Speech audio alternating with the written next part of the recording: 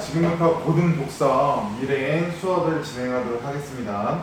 오늘 배우게 될 단어는요, 3단원에서 두 번째 추론적 읽기라고 하는 거 오늘 배울 거고, 추론적 읽기를 배우기 위해서 수록된 글은요, 암과 힘의 뿌리 문화유산이라는 파트입니다. 오늘부터 줌이라고 하는 프로그램을 사용해서 실시간 수업을 진행할 거기 때문에 제가 수업하고 있는 장면들은 제가 전부 다 확인할 수가 있겠죠. 따라서 영상에서 별도 메시지 남기지 않을 거고요. 같이 보면서 확인하도록 하겠습니다. 페이지 106쪽입니다. 106쪽. 추론적 읽기. 추론적 읽기라고 하는 건 글에 여기 가로쳐 볼까요? 직접 언급되지 않은 내용. 직접 언급되지 않은 내용 가로쳐 보시면 지난 시간에 배웠던 사실적 읽기와 구분을 지으시면 좋을 것 같은데, 사실적 읽기는요, 글의 표면상 드러난 내용을 바탕으로 정보를 획득하는 게 사실적 읽기였어요. 그런데 추론적 읽기라고 하는 건 직접 언급되지 않은 내용을 바탕으로 생각하는 것을 추론적 읽기라고 한대요. 이어서 볼게요. 추측하면서 추측 동그라미. 추측이라고 하는 두 글자의 뜻은요, 추론이라는 말과 동일하다라고 보시면 될 것 같습니다. 독자는 글에 드러난 정보를 근거로 삼아, 아래 보세요. 밑줄. 사실적 읽기가 바탕이 된다. 읽기라고 하는 건 총 5단계로 구분될 거고, 그 중에 두 번째 단계를 보고 있는 건데, 첫 번째로 배웠던 사실적 읽기라고 하는 건 모든 읽기의 기본이 됩니다. 따라서 아래 나와 있는 것처럼 정보를 근거로 삼는다라고 나오죠. 그렇다라고 해서 표면상에 드러난 정보를 바탕으로 해석하는 것을 추론적 읽기라고 말하지는 않습니다. 이어서 볼게요. 글쓴이의 의도와 목적 동그라미. 두 번째, 숨겨짐이라는 글자 동그라미 쳐보실까요? 아까 봤던 거죠. 직접 언급되지 않은 내용을 추측한다라고 했으니까 숨겨짐이라고 하는 글자까지 여러분들께서 알고 계셔야 될 거고요. 주제나 생략된 내용들은 추론할 수 있어야 한다. 사실적 읽기가 글에 직접 드러난 내용과 구조를 파악하는 것이라면, 추론적 읽기라고 하는 것은 밑줄 사실적 읽기를 토대로 글의 의미를 좀 더 깊이 이해하는 것. 아래 나와 있는 것들도 추론적 읽기의 방법인데요. 진하게 나와 있는 글씨만 체크하면 넘어갈게요. 추론적 읽기를 할 때 어떻게 해야 되냐면, 첫 번째, 의도, 목적, 숨겨진 주제 추론하기. 두 번째, 생략된 내용 추론하기 라고 알고 계시면 될 것 같습니다. 넘어가서 페이지 108쪽 볼게요. 108쪽 보시면 암과 힘의 뿌리 문화유산이라고 나와 있는데, 오른쪽 제재연구 먼저 볼게. 갈래 수필 동그라미 쳐볼까요? 수필이라고 하는 건 글쓴이가 직접 경험한 내용을 바탕으로 독자에게 교훈과 깨달음을 주기 위해서 형식에 구애받지 않고 자유롭게 풀어 쓴 글을 수필이라고 하죠. 이어서 볼게요. 성격, 체험적. 글쓴이가 직접 경험한 내용이니까요, 체험이라는 게 나올 수밖에 없을 거고, 사색이라고 하는 건 골똘히 생각하고 깨달음을 얻는 걸 사색의 과정이라고 했습니다. 수필은 독자에게 교훈과 깨달음을 주기 위한 목적이니까 당연히 글쓴이가 골똘히 생각해야 될 거고요. 교훈적이라고 하는 건 독자에게 교훈을 주니까요, 교훈적이라고 하겠죠. 주제, 밑줄, 우리 문화유산 전승의 가치와 중요성. 문화유산이라고 하는 건 과거로부터 이어져 내려오는 것들 중에서 가치 있는 것을 문화유산, 또는 지켜야 할 필요성이 있는 것을 문화유산이라고 할 거예요. 이러한 문화유산을 전승하는 데 있어서, 다음 세대로 넘겨주는 데 있어서 왜 중요하고 이게 어떠한 가치를 가지고 있는가가 여기서 말하고자 하는 바가 되겠죠. 특징 첫 번째입니다. 글쓴이의 인생관 동그라미. 추론할 수 있는 추론 동그라미. 추론적 읽기가 중요하다고 했으니까 추론이라고 하는 것도 굉장히 중요하게 봐야겠죠.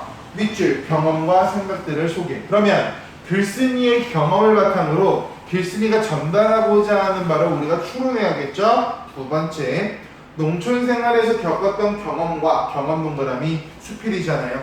글쓴이가 직접 경험해야겠죠. 그에 따른 생각의 변화 밑줄. 깨달음을 얻기 위해서는 생각의 변화 또는 생각의 변화 과정이 꼭 나와야 될 거예요. 처음에는 내가 이렇게 생각했는데 나중에는 이렇게 생각했다라고 하는 것도 생각의 변화 과정을 통해 얻게 된 깨달음이 되겠죠. 이어서 볼게요.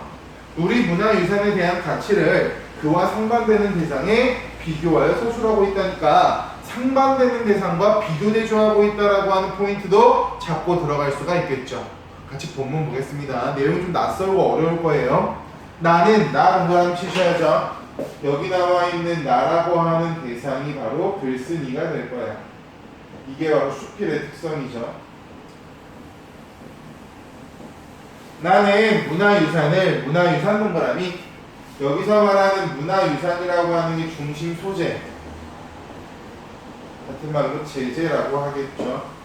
우리보다 앞서 살다란 분들이 남긴 삶의 흔적, 삶의 흔적 밑줄 이것은 바로 글쓴이가 생각하는 문화유산이라고 보시면 되겠죠. 삶의 흔적은 동그라미 쳐볼까요? 여기가 중요합니다. 삶의 흔적이라고 하는 것은 뒤에 동그라미 삶의 흔적. 보세요. 암과 힘의 뿌리 문화유산에서 이 알고 있는다라고 하는 포인트 자체가 아래 나와 있는 삶의 흔적과 일치한다라고 보시면 되겠죠. 이어서 볼게요. 집을 지을 줄 아는 이는 예를 들어 설명하고 있네요. 그림을 그릴 줄 아는 이는 그림을, 그릇을 빚을 줄 아는 이는 그릇을 유산으로 남겼다. 무엇을 할 줄 안다는 말은 무엇을 할 능력이 있다는 말이다. 따라서 정리하죠. 한 번 더 강조할 거고요. 지나간 삶의 흔적이 쌓인다는 말 동그라미. 지나간 삶의 흔적이 쌓인다는 말 동그라미 밑줄. 1번 여러 형식과 내용을 지닌 알미 추측 아는 것, 즉 지식이 쌓여간다. 2번 달리 말하면 밑줄 힘이 축적, 즉 이거야. 삶의 흔적이라고 하는 것은 알의 흔적이다라고 위에서 정리하고 내려왔는데 이 알의 흔적이라고 하는 건 결론적으로 힘이 축적되어 간다는 말이래요. 그럼 결국 암과 힘의 뿌리에서 이 힘이라고 하는 것도 결국 조상들의 삶의 흔적이 될 거고, 조상들의 삶의 흔적이 나타난 것이 문화유산이니까 글쓴이는 이 문화유산의 가치를 굉장히 높게 평가하겠죠. 알의 흔적이면서 힘이 축적된 결과물이 될 테니까요. 우리 조상들이 남긴 문화유산 가운데 지금 가장 내가 관심을 끄는 것은 살림에 연관된 것, 살림 밑줄. 살림이라고 하는 건 주로 어머니들께서 하시는 게 살림이 될 거야. 먹고, 입고, 살기 위한 모든 것들. 더 구체화하여 말하면 동그라미 의식주. 그러면 현재 글쓴이가 관심이 있는 문화유산은 굉장히 다양하겠지만 그 중에서 의식주에 대해서 관심을 가지고 있대요. 의식주.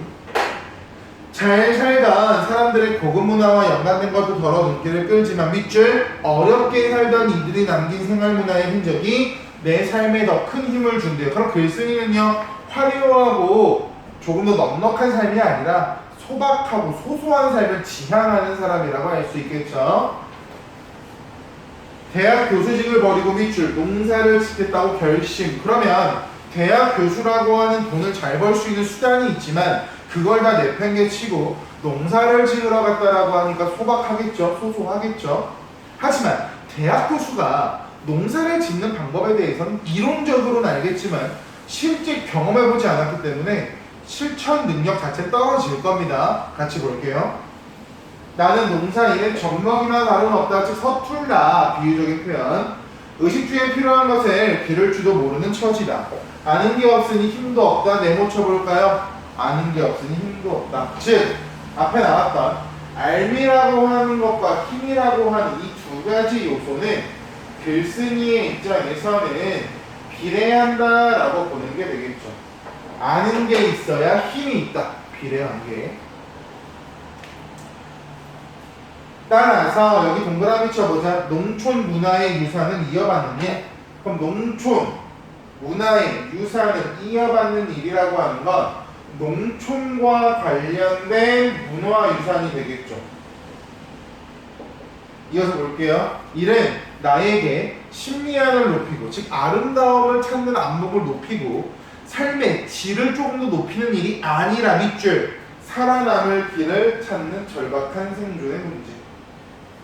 즉 대학 교수직을 버리고 농촌으로 들어갔으니까 농촌 사회 내에서 의식주를 해결하는 일이 굉장히 나에게는 중요했겠죠.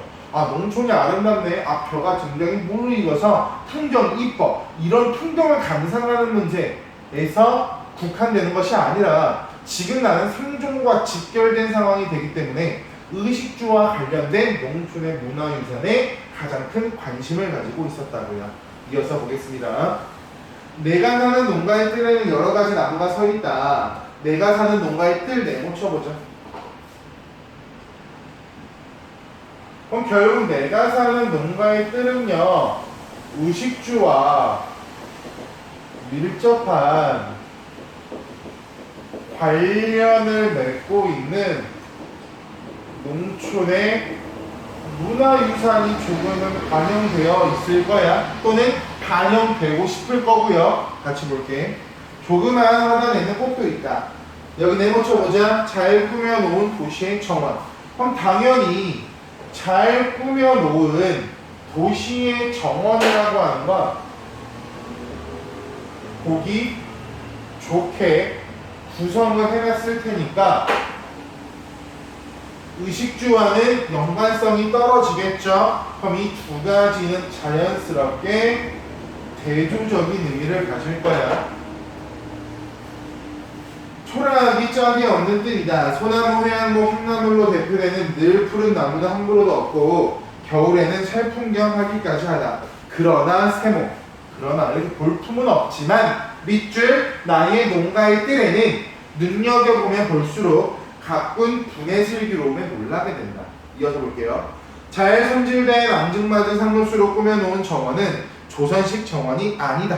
밑줄 내 눈앞에 있는 시골집의 뜰이 조선식 정원이다. 즉 아까 봤던 의식주와 밀접한 관련성을 맺고 있고 농촌의 문화유산이 반영되어 있는 우리 집의 농촌의 뜰이, 농가의 뜰이 거기 나와 있는 것처럼 조선식 정원이다 라고 주장하고 있죠. 그럼 결국 미리 말씀을 드리면 조선식 정원이라고 하는 것도 결국 문화, 유산 중 일부가 되겠죠. 조선의 모습을 담고 있을 테니까요. 이어서 볼게요. 우리 집들에는 감나무가 큰 것, 작은 것을 합해 7, 살구, 앵두, 석류, 보리수나무 한 그루, 또 화단에는 모란, 작약, 국화, 붓꽃 등이 심겨있다. 이상한 생각이 들었다. 다른 과일나무들은 한 그루, 왜 감나무만 많을까? 두 해가 지나고 나서야 그 이유를 조그만 일개용으로 가슴을 쳤다. 두 해가 지나고 나서야 가로쳐보자. 이런 것들이 전부 다 시간의 경과라고 보시면 돼요. 시간의 경과에 따라서 깨달음을 얻는다라고 했으니까 구분지어서 보셔야겠죠. 직접 먹어보면서 느낀 바지만 다른 과일들은 모두 한철 음식이지만 감은 그렇지 않다를 주장하겠죠. 그리고 많이 먹어보았자 배를 불려주지 못한다. 그러나 감은 밑줄 곶감으로 깎아 오래 간직해두고 먹을 수도 있고 공복에 훌륭한 요깃거리. 눈으로 볼게요. 꽃망이도 그렇다. 모란이나 작약에 뿌리는 밑줄 좋은 한약재. 두 번째 밑줄 창포 물른 머리. 국화꽃에 다시 향기로운 술 밑줄. 아 그렇구나. 생산문화 네모처에 있죠. 동그라미 농가의 뜰. 즉 의식주와 관련된 것들. 소비문화 네모처에 있죠. 도시정원의 차이가 뜰을 꾸미는 데서 이렇게 달라지는구나. 오른쪽 날개 보세요. 날개로 정의할게요. 도시의 정원과 조선식 정원 어떻게 다른가? 도시의 정원이 도시의 정원 동그라미. 눈으로 볼게. 소나무, 회양목, 향나무 들로 대표되는 늘 푸른 나무들로 밑줄 잘 꾸며진 정원. 즉 보기 좋게 구성되어 있다라고 하는 건 아름다움이 중심적으로 구성되어 있겠죠. 아름다움을 중심으로 구성되어 있다면 동그라미 조선식 정원 내가 속한 농가의 뜰이 되겠죠. 조선식 정원은 글쓴이가 생활하는 농가의 시골집 뜰을 말하는 것으로 감나무, 살구나무, 모란, 작약 등 밑줄 실생활에서 쓰임이 유용한 나무와 꽃들이 있는 정원. 즉 조선식 정원이다라고 말하는 건 실생활과 밀접한 연관성을 맺고 있기 때문에 그렇게 이야기한다라고 보시면 되겠죠. 아래 나와 있는 교과서 내용 확인은 정리하는 데 활용하시면 될 것 같고요. 넘어가서 보겠습니다. 우리 집 뜰에 서 있는 과일 나무들도 나에게 살아있는 문화유산이지만 천연물감을 만드는 여러 재료와 물들이는 법을 알려주는 윗줄 이웃 마을 어른들이나 이웃들 동그라미 쳐볼까요? 이 두 사람도 이 사람들도 결국 나에게 있어서는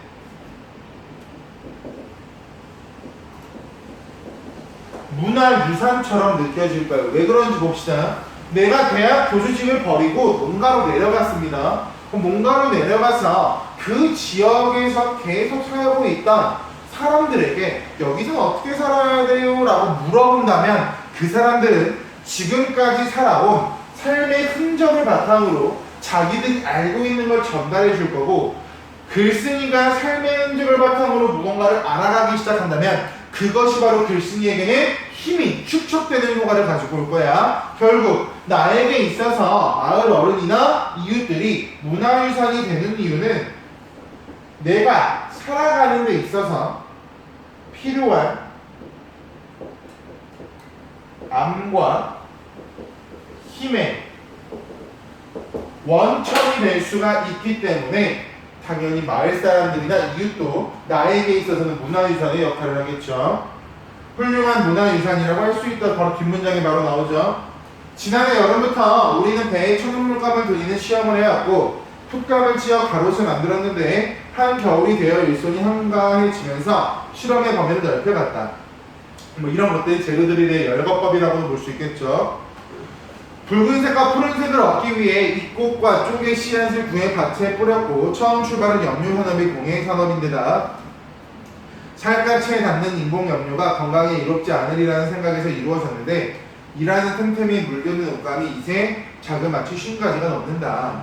같은 밤나무 껍질이나 쑥에서도 한 가지 색만 나오는 게 아니라 하기에 따라 그야말로 색깔의 파노라마가 펼쳐진다. 양파 껍질도 쓰레기로 버리지 않고 모아두면 좋은 천연 물감 재료가 되는데, 밑줄 무심히 던지는 이러한 한마디가 우리의 귀에는 가뭄에 듣는 담비 소리보다 더 반갑다. 밑줄 쳐보시면 바로 위에 나와 있는 거 있죠. 양파 껍질도 쓰레기로 버리지 않고 모아두면 천연 물감의 재료가 된다. 이건 삶의 흔적에 따라서 배우게 된 조상들 또는 나보다 더 많은 세월을 산 사람들의 삶의 흔적이 될 거야. 그렇기 때문에 거기 나와 있는 것처럼 글쓴이는 자기 귀에 들을 수 있는 또는 전해 들을 수 있는 전통이 굉장히 값지다, 반갑다라고 하는 이야기를 하고 있다라고 보시면 되겠죠. 살아가는 데 필요한 암과 힘의 원천이 문화유산 네모 쳐보세요. 그래서 글쓴이는요 문화유산 자체를 긍정적으로 본대요. 이렇듯 살아 숨쉬는 생명체의 모습으로 전승되어 오기도 하고 살림에 도움이 되는 세간의 모습으로 드러나기도 하는, 즉 암과 힘의 원천이 문화유산이 추상적일 수 있지만 살림의 세간살이로 구체화되기도 한대요. 지금부터 그 내용을 볼 거야. 지지난해부터 모으기 시작한 항아리가 큰 것, 작은 것에서 600개가 넘게 장독대를 채우고 있다. 옛 항아리를 모으기 시작한 동기는 단순하다. 1970년대 농촌 살림이 어려워지면서 도시로 떠난 이들이 무척 많은데 이분들이 떠날 때 빈집에 남기고 가는 대표적인 세간이 항아리. 깨지기도 쉽고 이삿짐 만들고 줄 곳도 마땅치 않아서, 아래 보세요. 항아리가 버려지는 이유라고 나와 있고요. 소비 문화적인 관점이라고 나오죠. 단순하게 사용하기 위한 목적. 장독대에 빈집을 짓는 항아리들은 얼마 지나지 않아 밑이 빠지거나 깨져서 못쓰게 되는 일이 많다. 항아리를 빚은 옹기장의 공력도 공력이거니와 아른들이 소나무를 베어 1200도가 넘는 높은 온도에서 구운 소중한 그릇이 끊어보시면 결국 글쓴이는요 항아리를 단순하게 사용하는 목적에서만 보는 게 아니라 항아리가 만들어지기까지 투자됐던 흔적들에 주목하고 있기 때문에 글쓴이나 항아리도 우리나라의 문화유산처럼 느끼겠죠. 왜? 삶의 흔적이죠. 삶의 흔적을 알고 있다면 삶의 흔적이 될 거고 삶의 흔적은 힘의 뿌리가 될 테니까요. 아무데나 쓰이지 못하고 버림받는 게 안타까워 숨쉬는 항아리들의 항아리를 숨쉬고 있다라고 말하니까 뭐 화류법이라고도 볼 수 있을 거고요. 의의법이 될 수 없는 이유는 숨쉬는 건 동물도 할 수 있잖아요. 무생물을 생물처럼 표현한다가 화류법이니까요. 간장, 고추장, 식초, 효주, 젓갈을 담아 익히면 어려운 살림의 보탬이 될 날이 오리라는 기대 속에 모은 것인데 크게 만들어 앉혀놓고 보니 아름다울 수가 없었다. 처음에는 솜씨가 뛰어난 것과 서툰 것이 가려지고 모양이 예쁜 것과 안 예쁜 것이 비교되어 이것은 더 낫고 이것은 별로이고 하는 분별지가 생기더니 두고 보면 볼수록 항아리들을 하나하나 채운 여러 발효식품의 냄새가 코끝을 스치면 스칠수록 구별은 없어지고 잘생기면 잘생긴 대로 못생기면 못생긴 대로의 아름다움이 때로는 햇빛 속에 때로는 달빛 속에 때로는 나무 그늘 사이 짙게 묻어난다라고 남아있는데 내용이 좀 어렵죠. 가운데 인식변화만 동그라미 치고요. 오른쪽 날개에 항아리를 통한 글쓴이의 인식변화 화살표 연결해보세요. 그걸로 정리하겠습니다. 볼게요. 처음에는요. 글쓴이는 깨지기 쉽고 불꽃도 마땅치 않은 짐이라고 생각했대요. 글쓴이의 입장에서. 그랬는데 뒤에 보세요. 동그라미 살림의 보탬이 되는 아름다운 문화유산이라고 인식이 전환됐으니까 깨달음이라고 볼 수가 있겠죠. 마지막 끝부분입니다. 지난 200년 동안 자본이 숨은 주체가 되어 빚어낸 만드는 문화에 거센 물결에 휩쓸려 수천 년 동안 밑줄 수천 년 동안 자연이 숨은 주체가 되어 키워온 기르는 문화 동그라미. 즉 전통이라고 하는 건 자본이 만들어내는 게 아니라 자연이 만들어낸다라고 보시면 되겠죠. 낡은 생활 양식의 찌꺼기로 치부되고 함부로 버려지는 것을 볼 때마다 가슴앓이를 하는데 이 가슴앓이가 다만 지난날에 대한 향수에서 비롯된 것이라고는 믿지 않는다. 여기가 중요한 문장이니까 별표 5개 박아보실까요? 전통 문화유산이 점점 단절돼가고 있는 것을 글쓴이는 경계할 겁니다. 같이 볼게. 수천 년, 수백 년의 세월에 걸쳐 대대로 전승되어 우리네 살림의 기둥이자 버팀병 노릇을 해왔던 그 많은 유산을 산속받지 못하면 밑줄 나날의 삶을 사람답게 꾸려갈 암도 힘도 잃어버리지 않을까? 눈으로 볼게요. 그렇게 되면 우리가 당장 살 길이 막힐 뿐 아니라 밑줄 우리 후손이 살 길조차 없애버리는 꼴. 즉 우리가 문화유산을 대대로 전승하지 않는다면 후손들도 무언가를 잃어버리게 된다라고 하는 문화유산 전승의 중요성을 강조하면서 한 편의 글이 끝나고 있습니다. 아래 보세요. 교과서 내용 확인. 문화유산에 대한 글쓴이의 관점 별표 5개 박아보시면요. 기르는 문화 동그라미. 이게 바로 글쓴이가 지향하는 문화가 기르는 문화예요. 밑줄 자연이 주체다. 동그라미 생산적이고 전통이다. 반면에 글쓴이가 지양하는 문화는 만드는 문화입니다. 밑줄 자본이 주체, 소비적 세모, 생산 산업화 세모, 근대화 세모. 결국 아래 밑줄 오랜 세월 동안 전승되어 온 문화유산을 상속받아 동그라미 만드는 문화. 우리는 계속 만드는 문화를 지향해야 된다라고 주장하고 있는 게 글쓴이가 지향하는 문화. 넘어가서 학습 활동 보겠습니다. 1번 글쓴이가 농촌의 생활문화에 관심을 두게 된 계기. 예시다. 대학 교수직을 그만두고 처음 농사를 짓기 시작하여 농사에 대해 아는 것이 없다 보니까 밑줄 살아남을 길을 찾기 위해서 2번 천문학을 참고하여 글쓴이가 생각하는 문화유산은 밑줄 문화유산이 조상들의 삶의 흔적이자 삶의 흔적. 따라서 아래 밑줄 여러 형식과 내용을 지니 암과 힘이 축적. 그 내용이 오른쪽 날개 보세요. 문화유산의 별표 5개 받으시고요. 그건 서술형 대기도 하셔야 됩니다. 오른쪽 활동연구 아래 보시면 조그만하게 표처럼 나와 있는 거 있죠. 화살표 연결해서 같이 보세요. 중요한 부분입니다. 3번 글쓴이는 다음 대상들을 문화유산이라고 보고 있는데 각 대상을 바라보는 글쓴이의 생각을 정리해보자. 별표 5개 받으시고요. 문화유산이라고 해서 뭐 탈춤, 가면부처럼 예술적인 부분만 문화유산이 아니라 우리 주변에서 삶의 흔적을 바탕으로 삶의 흔적과 힘이 추적된 모든 대상들을 문화유산이라고 보고 있는 글쓴이의 태도가 되겠죠. 중요한 부분 오른쪽 2번입니다. 글쓴이의 의도를 추론하는 활동 별표 100만 개 받으세요. 이게 여기서 가장 중요한 파트입니다. 의도 추론하기, 목적 추론하기, 주제 추론하기. 이게 추론적 읽기가 되겠죠. 1번 본문의 1분의 밑줄 글쓴이가 지향하는 삶의 모습은 아래 제시서 바로 갈게요. 읽었던 부분이니까요.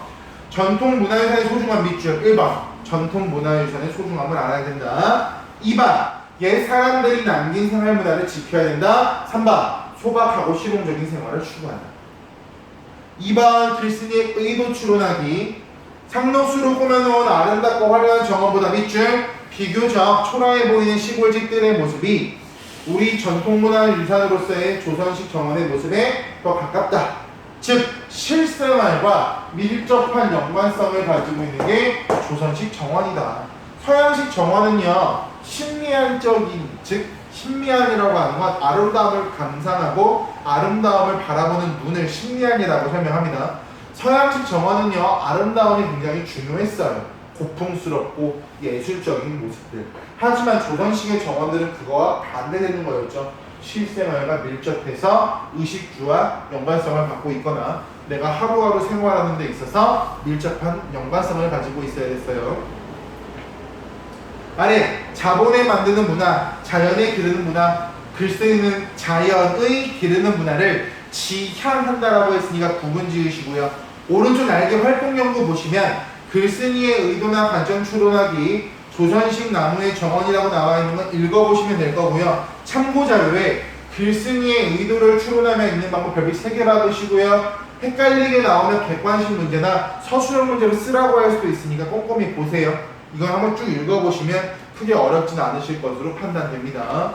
넘어가서 보시면 인쇄 광고가 하나 나올 거예요. 인쇄 광고를 보고 광고를 추론하는 내용을 생각해보자. 이 광고를 다 읽더라도 당신은 변하지 않을 것입니다. 이 사람이 뭔데 내가 변한다? 변하지 않는다를 주장하는 거야? 라고 생각할 수 있으니 독자의 호기심, 독자의 관심, 독자의 흥미를 유발할 수가 있겠죠. 비닐봉지 사용할 거야, 샴푸 막 쓸 거야 라고 말하는 건 결국 무언가 자원을 낭비하는 느낌을 줄 겁니다. 오른쪽 답장 볼게요. 1번 공익광고 동그라미. 여기서 말하는 공익광고라고 하는 건 반대말로 사익 광고라고 할 수 있겠죠. 사적인 이익. 공공의 질문 1. 문구를 사용한 의도는 아까 봤으니까 2번 휴지통에 구겨진 종이를 다시 꺼내 청테이프로 붙인 듯한 이미지는 밑줄 자원 절약, 환경 보호하고자 하는 주제. 당신의 지구에 다른 사람의 실천을 바칩니다와 같은 표현의 의도는 밑줄 변화하거나 실천하지 않는 것에 부끄러움을 느끼고 경각심을 갖게 하기 위해서. 뭐 어렵지 않겠죠. 2번 목적과 의도를 고려하여 기존의 문구를 대신할 수 있는 새로운 표현은 한번 해보시면 되는 수행평가 같은 기분이라서 여러분들이 직접 살펴보시면 될 것 같습니다. 여기까지가 3단원 두 번째 추론적 읽기였어요. 그래서 학교별로 다르겠지만 3단원의 1 사실적 읽기, 3단원의 2 추론적 읽기, 3단원의 3 비판적 읽기가 이번 주에 학습할 내용이고요. 이 세 가지를 학습하시고 3단원의 1, 2, 3과 관련된 주석 교과서를 이번 주까지 암기하시면 거의 절반 이상이 좀 끝나신 거라서 추후에 시험 대비에 다음 주에 들어갈 텐데 다음 주에 들어가는 시험 대비에서도 조금 더 편하고 합리적으로 진행하실 수가 있을 것 같습니다. 오늘도 고생하셨고요. 수고하셨습니다.